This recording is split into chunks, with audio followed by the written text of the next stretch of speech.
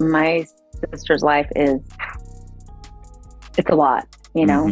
Get ready for a Hollywood meltdown like never before. Blake Lively just showed her true colors, revealing the nastiest side of fame you didn't know existed. Today, we're diving into the scandalous feud tearing apart the Lively family. Blake Lively on a rampage against her own sister. What triggered this brutal betrayal? How far will Blake go to protect her own ego? And this is some family drama. You don't do this. You don't do this in front of the scenes. This is not right, okay? Buckle up because the claws are out and it's about to get vicious. This isn't just tabloid drama. It's a full-blown war with Blake Lively in the center, burning every bridge in sight. Blake Lively has been stirring up a hurricane of trouble for a while now, all because she wants to look like a victim while pushing the blame onto Justin Baldoni. It all started when she insisted that he hurt her so badly she could barely face the world. We appeared to have all this money, or we appeared to be rich, or we appeared, you know. She made herself sound like she was too fearful, too shaken, and too weak to handle public events. But then, surprise, surprise, she showed up at the premiere of A Simple Favor looking like she did not have a care in the world. She strutted down the red carpet, posed for pictures, and seemed eager for attention. People expected someone in deep distress to avoid all that, but she did the exact opposite. It was a huge contradiction. It's painful. It is painful. And so despite all of the resentment, to me, at the end of the day, that's what it means to be men. Her director, Paul Feig, who worked on A Simple Favor, stepped forward to speak on this matter. He shut down the idea that Blake was too terrified to be seen in public. His short response wiped out any claim that she was trembling in fear at the premiere. If she truly had been as frightened as she claimed, her own director would have known. But he quickly made it clear that he did not believe her story. And like proudly displaying us, we're women, so we can just lie and cheat and steal our way in to control these big movies. I mean, how disturbing is this to you? This pulled the rug out from under her. If he wasn't going to back her up, who would? Blake was likely furious behind the scenes. She spent months acting like she was too emotionally shaken to continue living her usual life. Yet there she was, looking completely fine, taking pictures, and showing zero fear while facing cameras. People started to wonder if she was just pretending to be scared so she could point fingers at Baldoni. Her plan of blaming him for all her so-called suffering looked more and more suspicious. Never talked about anything. You're my dad, and I was having resentment for all the stuff we don't talk about. Things became much worse for her once Ari Emanuel's leaked audio came out. Ari is the CEO of WME, a giant talent agency. In that audio, he admitted he fired Justin Baldoni because he was close friends with Blake and Ryan Reynolds. There was no mention of Justin doing anything wrong. It was all about who was friendly with whom. That conversation revealed a different truth than what Blake was feeding the public. Texted me last night, you came here, you knew it wasn't going to be easy, we're going to talk about stuff, and you showed up anyways. And you listened. Because I love you. She kept going on about how Baldoni deserved to be shunned by Hollywood, yet the real reason he lost everything was because powerful connections were used against him.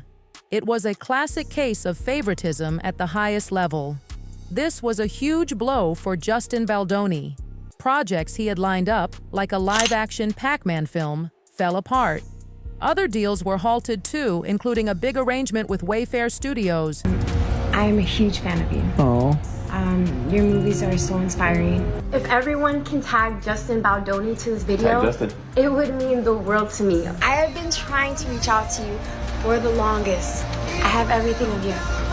Streaming platforms didn't want to touch him after WME let him go. A top agency in Hollywood dropping him was like a curse. Nobody wanted to work with someone who had been secretly pushed out. All the while, Blake carried on with her career as if she had done nothing wrong. She even scored a job narrating a documentary for Hulu, proving she still had plenty of power to keep her name in lights while Justin's career shriveled. That audio of Ari Emanuel talking about why he actually fired Justin was explosive before it leaked. And what it sounds like is that she's not interested in being a part of a team. She just wants to own it all. Blake tried to frame everything as if Justin was to blame. She pretended that the industry was backing away from him because of his terrible behavior. Then the truth came out. He was punished because Blake and Ryan demanded it, or at least because Ari wanted to stay on their good side. It had nothing to do with real wrongdoing. It was purely about protecting friends. This made Blake look vicious. She was painting herself as a helpless person in need of protection while quietly getting someone fired through personal connections.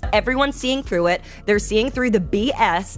And, you know, at the end of the day, they're the ones who are seeking gag orders against Baldoni from releasing information. The scariest part for Hollywood was that the leaked audio showed how normal it is for big stars to use their influence to destroy someone's career. People like Blake Lively can decide someone is a problem, then rely on agency heads to cut that person out of deals. No serious investigation, no evidence, nothing but a phone call or a meeting behind closed doors. That alone was enough to knock Justin out of major projects that could have advanced his career and earned him millions. Co-star Justin Baldoni calling it outrageously insulting and playing into every sexist trope. The illustration depicts Lively using a slingshot to fire a cell phone at Baldoni.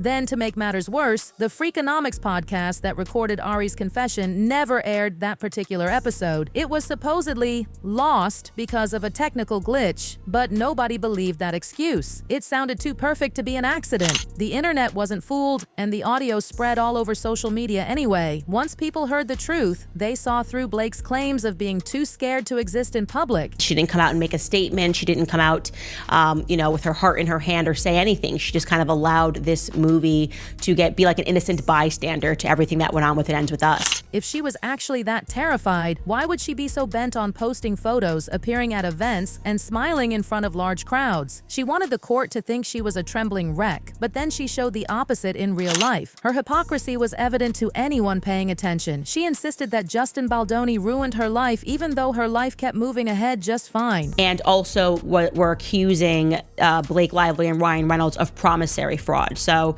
it wasn't like a major amendment, but it was a significant amendment that they would need time to respond to. She got more opportunities. She wasn't dropped by any agencies. Nobody in Hollywood seemed to doubt her ability to do her job. Meanwhile, Justin lost deals left and right. Some folks in the entertainment world started to question why there was no sign of Blake's life falling apart. Shouldn't someone who is too anxious to leave the house be missing from all these fancy events and social media snaps? Shouldn't she be seeking peace away from the cameras? Counsel for Wayfarer did not tell us that they planned to file an amended complaint, including a 168 compendium, which is essentially all those text messages. Paul Feig's simple statement that she was wrong destroyed whatever story she had left to tell. She claimed she was very fragile at the premiere, but the director who saw her firsthand did not support that narrative. It's hard to keep a lie going when the main person in charge of the film isn't backing you up. When the news broke about Ari Emanuel firing Justin, people saw a pattern. This was actually a very major thing to say, that there's some party to the suit that has not been named yet. And we should have focused more on that language,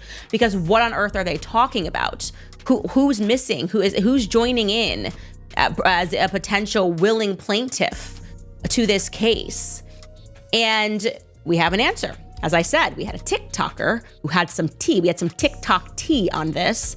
Blake wasn't just telling some tall tale. She was using her connections to harm Justin's career. She pretended she was the wounded party while arranging to get him kicked out of major projects. He had deals in the works for streaming platforms including Amazon Prime Video and Apple TV+. Those deals vanished into thin air once WME dropped him. No big streamer wants to invest millions in a guy who has been ousted from the biggest talent agency in the business.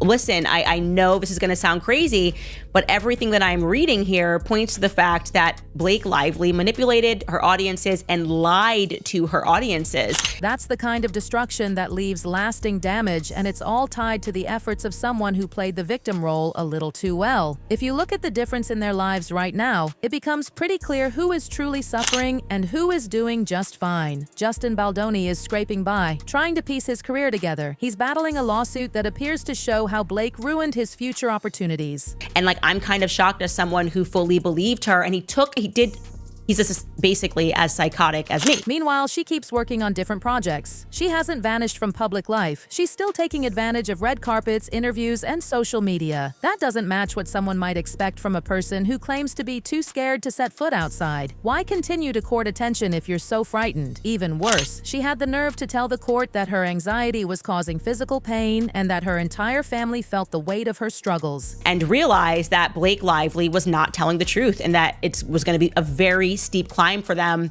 to explain why they misrepresented so many things in their initial filings. Yet she didn't stop living the glamorous life. She walked right past everyone with a smile as if she had no problem being the center of attention. It's one thing to experience anxiety, but it's another thing entirely to lie about it for sympathy, especially if it means hurting someone else's livelihood. As the lawsuit drags on, legal experts say that both sides would normally settle a case like this to keep their secrets hidden, but it seems neither side will do that. And I can't tell you who the person was, but he got a very strong tip from somebody regarding Jenny Slate potentially being brought into the suit. Blake has dug herself too deep. She's told too many stories about how she's a victim. If she backs down now, she admits that she made things up. That would ruin her image as someone who stands up against wrongdoing. She would have to face the possibility that she'll be seen as a complete fake who tried to destroy a man's career for no real reason. Justin, on the other hand, has no motivation to settle. He already has proof from Ari Emanuel's own words that the firing was personal and not based on any crimes. I think at this point, Lively's team very strongly believes that if they're able to add more women officially to the lawsuit, that the claims will look more legitimate. But at this point, I don't think Jenny Slate or anyone else on the cast really wants to jump aboard the Plantation Khaleesi's yacht that seems to be sinking rather quickly.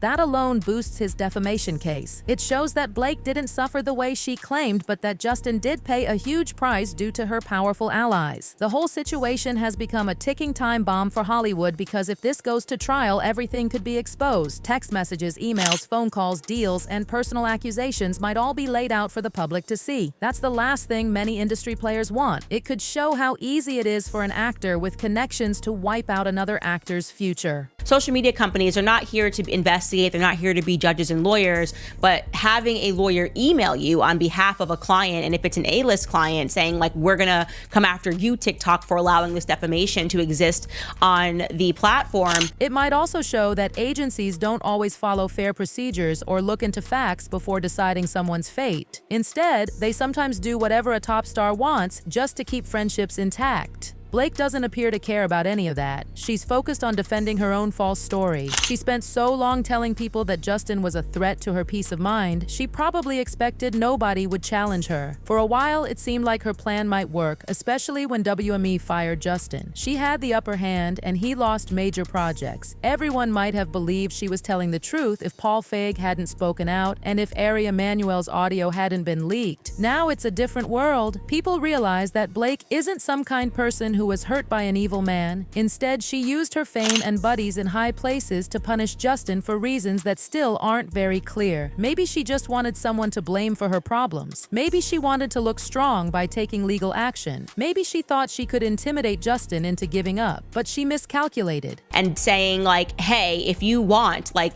something that you should be looking into and potentially this could happen, you should be subpoenaing TikTok, because if her entire argument is that Justin Baldoni and the Wayfarer team manipulated the press, and she's doing the exact same thing right now. The leaked audio turned everything around. Her lies about her fear are collapsing. Her claims of being mentally broken don't match the evidence of her smiling in fancy clothes in front of crowds. She even tried to rope Anna Kendrick into the situation by bringing up drama during A Simple Favor. Rumors spread that she and Anna despised each other, yet that was brushed aside publicly. Paul Feig tried to protect his movie and pretend everything was fine, but it's clear there was tension between them. If Blake was really so nice, why would there be such anger behind the scenes? Paul at least didn't continue to cover for her. He finally came out and said she was wrong about being scared at the premiere. Even with all these signs of Blake's behavior, she's still pushing her legal claims. She hasn't given any solid proof that Justin did anything to harm her mental state. She only waves around emotional language about anxiety and trauma. Meanwhile, Justin lost actual money, had real deals canceled, and saw his livelihood damaged. He has real evidence of what happened to him thanks to that audio. It's a clear example of how a powerful person can ruin someone else's career by calling in favors. She's upset about TikTokers coming out with information